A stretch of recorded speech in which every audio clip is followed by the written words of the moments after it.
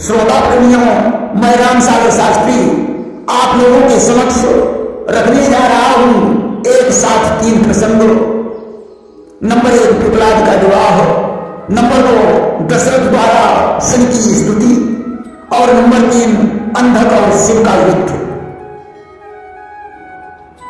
देखिए, ब्रह्म वैवर्त पुराण में एक कथा आई है कि इंद्र सावर्ण के वंश में एक राजा हुए अनरण।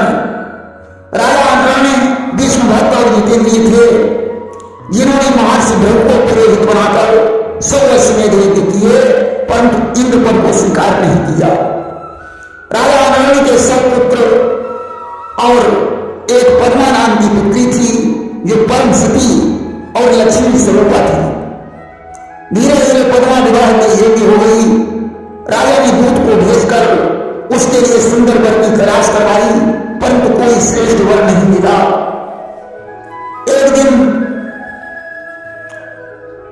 पिपलाद अपने आश्रम में जा रहे थे। उन्होंने निर्जन वन में किसी गंधर्व को स्त्रियों समेत विहार करते हुए देखा। पिपलाद के हृदय में काम भाव उत्पन्न हो गया और वे तपस्या छोड़कर पत्नी प्राप्ति का उपाय सोचने लगे। एक दिन पुष्पभद्रा नदी के तट पर जाते समय उन्होंने पद्मा को देखा। अस्तदेव उसकी सुंदरता पर मोहित हो गए। उन्होंने कुछ लोगों से पूछा, ये कन्या कौन है? लोगों ने बताया कि राजा अनरण की पुत्री पद्मा है। आज पिपलाद भिक्षा मांगने के लिए राजा अनरण के दरबार में पहुंचे। राजा ने पिपलाद का यथोचित सत्कार किया और कहने लगे कि बोला न चरण धार करके सेवक का मान बढ़ाया है, पर दया धाम बदलावे तो किस कारण कष्ट उठाया है। पिपलाद ने कहा, राजन तुम अपनी कन्या पद्मा को मुझे दे दो। राजा विचार करने लगा, मेरी पुत्री युवा है और संत बूढ़े। विशालों में काट का पेवंद शोभा नहीं देता, परंतु राजा ये भी सोचता है कि ये इनकार कर दिया तो पिपलाद भी कोई ऐसे वैसे महात्मा नहीं है, क्षण मात्र में साथ देकर भस्म कर देंगे। कि लड़ते नहीं योगी जन विश्व से विरंच से भी, अड़ते अकड़ते हैं विश्व दंडकारी थे। सड़की उलट देते हैं, दृष्टि पलट देते हैं और दृष्टि कर दिखाते हैं नरपति भिखारी थे। अंजल के जल में ही काजल की जल जावा और कर दी करा दी कहो सीत छिनगारी थे। मक्कर के चक्कर में भेड़ियों सभी से परो टक्कर लीजिए तात एक जटा भारी थे।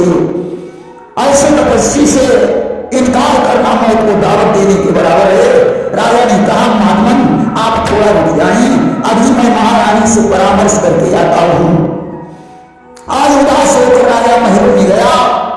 अब तो समस्त रानियां दुखी देखकर कारण पूछने लगी। राजा ने कहा कि पिपलाद मुनि अपनी बेटी पद्मा का हाथ मांगने आ रहे हैं। अब पद्मा की माता प्रसाद खाकर गिर पड़ी। होश आने पर उसने कहा कि मैं अपनी पुत्री को गले में बांधकर समुद्र में डूब जाऊंगी, मगर ऐसे बूढ़े संत के साथ पद्मा का विवाह नहीं करूंगी। आज महल में सभी रानियां राजा अनरण के सहित आंसू बहा रही हैं। उसी समय राज पंडित महल में आ गया। उसने समझाया, राजन कन्या को पराया धन होता है, उसे किसी न किसी दिन इस घर से जाना ही पड़ेगा। आप पिपलाद की महिमा नहीं जानते हैं। तीनों लोगों में पद्मा के योगी पिपलाद के अतिरिक्त तो कोई बर ही नहीं है, क्योंकि पद्मा परम तपस्वी और साध्वी है। इसलिए पद्मा का विवाह पिपलाद के साथ ही कर दीजिए। आज राज पंडित की बात मानकर राजा ने अपनी पुत्री पद्मा का पाणी ग्रहण संस्कार कर दिया। पिपलाद पद्मा को लेकर अपने आश्रम पर चले गए। इधर राजा से कातुर होकर तपस्या करने चला गया। महारानी ने राजा और पुत्री के वियोग में अपने प्राणों को छोड़ दिया। उस समय के पश्चात उनका ज्येष्ठ पुत्र कीर्तिमान राज सिंहासन पर बैठा। इधर पद्मा ने पिपलाद मुनि की बहुत सेवा की। एक दिन की बात है, ब्राह्मण धर्म ने उसके भावों को जांचने के लिए परीक्षा लेने का विचार किया। पद्मा गंगा स्नान करने के लिए जा रही थी। रास्ते में राजा का वेश बनाए हुए उसकी भेंट धर्म से हो गई। धर्म ने कामी पुरुष की भांति पद्मा से कुछ बातें कही। पद्मा ने डांट कर कहा, दुष्ट राजा, तुझे मेरे सतीत्व का पता नहीं है कि सतवंती तेजवती हूं मैं, अपना जौहर बिखरा दूंगी, अपनी शक्ति से जला तुझे मिट्टी में अभी मिला दूंगी। अगर तू काम की दृष्टि से मुझे देखेगा तो मेरे हिसाब से समाज में जलकर भस्म हो जाएगा। मैं तेरे लिए माता के समान हूं। आज मैं तुझे साथ देती हूं कि काल चक्र के अनुसार एक दिन तेरा विनाश हो जाएगा। अब तो साथ को सुनकर धर्म कांपने लगे। उन्होंने हाथ जोड़कर कहा, माता, मैं तो वैसे ही पराई स्त्रियों को माता के समान समझता हूं। मैं तो सिर्फ तुम्हारे भावों की परीक्षा ले रहा था।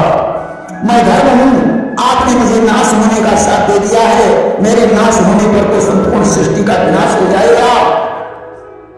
अब तो धर्म का नाम सुनकर पद्मा अपने मन में दुखी हुई। उसने धर्म से कहा, मैंने स्त्री स्वभाव और साथ को साथ दिया है, इसके लिए मुझे खेद है। एक पतिव्रता के साथ को तो ब्रह्मा और विष्णु महेश भी नहीं मिटा सकते हैं, परंतु इस साथ में कुछ परिवर्तन किए देती है। सत्यम शौचम दया दानम, ये तुम्हारे साथ शरण है। त्रेता में तुम्हारा सत्य नाम का एक शरण नष्ट हो जाएगा। द्वापर में सत्य और पवित्रता नाम के 2 चरण नष्ट हो जाएंगे। कलयुग में सत्य, पवित्रता और दया नाम के 3 चरण नष्ट हो जाएंगे। और कलयुग के अंत में दान नाम का शरण भी नष्ट हो जाएगा और तुम्हारा विनाश हो जाएगा। परंतु सतयुग में तुम 4 चरणों से विराजमान होगे। जाओ ने प्रसन्न होकर कहा, माता, अब इसके लिए मैं तुम्हें वरदान देता हूं कि तुम्हारे पति युवावस्था से संपन्न, काम कला में प्रवीण, मार्कंडेय के समान चिरंजीवी हो जाए और तुम 10 पुत्रों की माता बनो। आज पद्मा धर्म की परिक्रमा करके अपने घर चली गई। सज्जनों, स्कंद पुराण में एक कथा आई है कि एक बार महाराज दशरथ को ज्योतिषियों ने बताया कि राजन शनिश्चर कृतिका नक्षत्र के अंत में जा पहुंचे हैं, जो रोहिणी नक्षत्र का भेदन करके आगे बढ़ेंगे।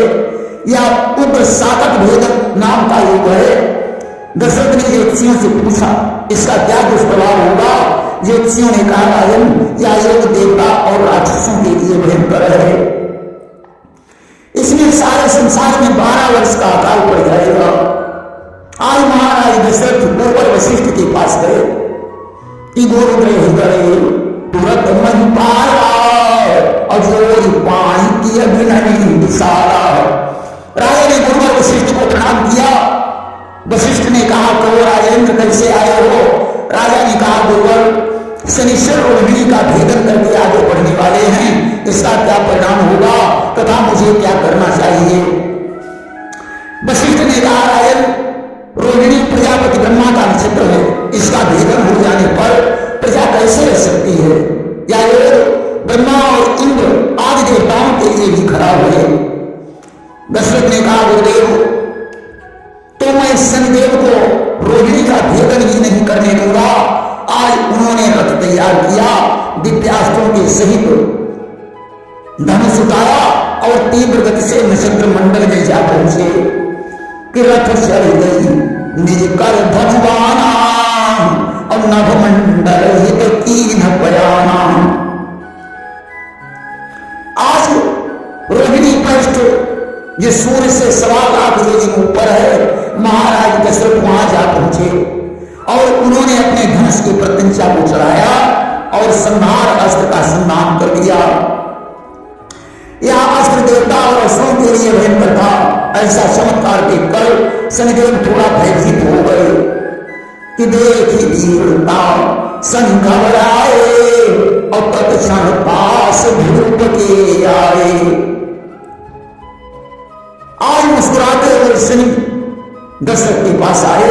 उन्होंने कहा, राजन, तुम्हारा ये पुरुषार्थ शत्रुओं को भयभीत कर सकता है। मेरी दृष्टि से देवता, असुर, मनुष्य सब भस्म हो जाते हैं, परंतु तुम मेरी दृष्टि से बच गए, इसलिए मैं तुम पर अति प्रसन्न हूं। मुझसे कोई वरदान मांग लो। ये हुई प्रसन्न अस वचन बखाना और राजन मानिए वरदाना। दशरथ ने कहा कि सदैव जब तक सूर्य चंद्र और पृथ्वी कायम रहे तब तक तुम रोहिणी का भेदन करके आगे मत बढ़ो और संसार में कभी 12 वर्ष का काल मत डालना। मुझे ये 2 वरदान दीजिए। शनि ने तथास्तु कह दिया। दशरथ ने धनुष को रथ में डाल दिया और हाथ जोड़कर शनि की स्तुति करने लगे कि नमः कृष्णाय नीलाय सिद्धिकंठ निभाय च नमः कालाय रूपाय कृतांताय च वै नमः। अब तो स्तुति सुनकर शनिदेव और प्रसन्न हो गए। उन्होंने कहा राजन कोई और वरदान मांगो। दशरथ ने कहा आज से आप देवता असुर मनुष्य सिद्ध विद्याधर राक्षस इनमें किसी को भी पीड़ा नहीं देंगे। शनि ने कहा राजन प्रथम चतुर्थ और अष्टम भाव में मैं मृत्यु तुल्य पीड़ा देता हूं, परंतु जब मेरी लौह मूर्ति की सभी पत्रों से पूजा करेगा तथा तेल मिश्रित उड़द भात चढ़ाएगा, काली गाय का दान करेगा, मेरा जो स्तोत्र पढ़ेगा मैं उसे कभी पीड़ा नहीं दूंगा। गोचर में लग्न में दिशा या अंतर दिशा में मैं जो पीड़ा का निवारण करके सदा उसकी रक्षा करूंगा। इसी विधान से सारा संसार हमारी पीड़ा से मुक्त हो सकता है। आज महाराज दशरथ शनिदेव को नमस्कार करके वापस लौट आए। अस्तु दशरथ कृति स्तोत्र का जो प्रातः काल पाठ करता है वह सब पीड़ा से मुक्त हो जाता है, समस्त पापों से मुक्त हो जाता है और स्वर्ग को चला जाता है।